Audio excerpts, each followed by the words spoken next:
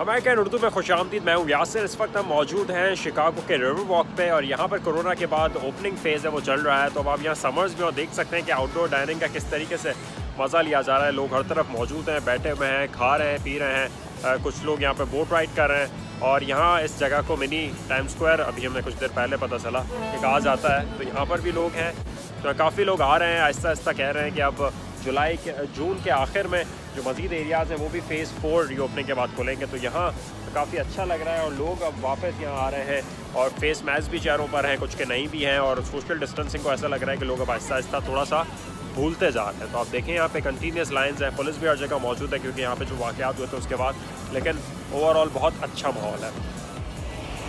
ساتھ ہی یہ برج بھی موجود ہے۔ آپ نے بچپن میں مڈ ٹاؤن میڈنس تو کھیلی ہوگی، اور اس میں یہ برج آپ کو کھلتا اور بند ہوتا ہوا دکھائی دیتا ہوگا۔ اب ذرا حال دیکھیے یہ پچھلے دنوں ہونے والی توڑ پھوڑ کا۔ جو پتلے لگے تھے ان کے بھی کپڑے نہیں چھوڑے گئے، اور دکانوں کا حال ویسا کا ویسا ہی رہا ہے، اور ویسی انہوں نے رکھی ہیں، اس میں کوئی مرمت نہیں ہوئی ابھی تک، اور ایسے ہی رکھا ہے انہوں نے دکھانے کے لیے لوگوں کو۔ اور یہاں لوگ آ بھی رہے ہیں، تصویریں بھی لے رہے ہیں، لیکن ساتھ ساتھ دوسرے شہر کی دوسری طرف دیکھا جائے تو ری اوپننگ بھی ہو رہی ہے، اور لوگ معمول پر آ رہے ہیں ساری صورتحال۔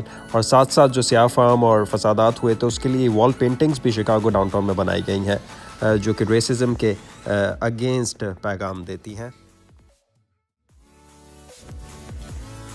جی ہاں، اب میں پہنچ چکا ہوں ڈاؤن ٹاؤن میں اسی مقام پر جہاں سامنے کی طرف تو بہت توڑ پھوڑ کی گئی تھی، لیکن اب یہاں پر ایک آرٹسٹ کی جانب سے یہ ریسزم کے اگینسٹ پینٹنگز بنائی گئی۔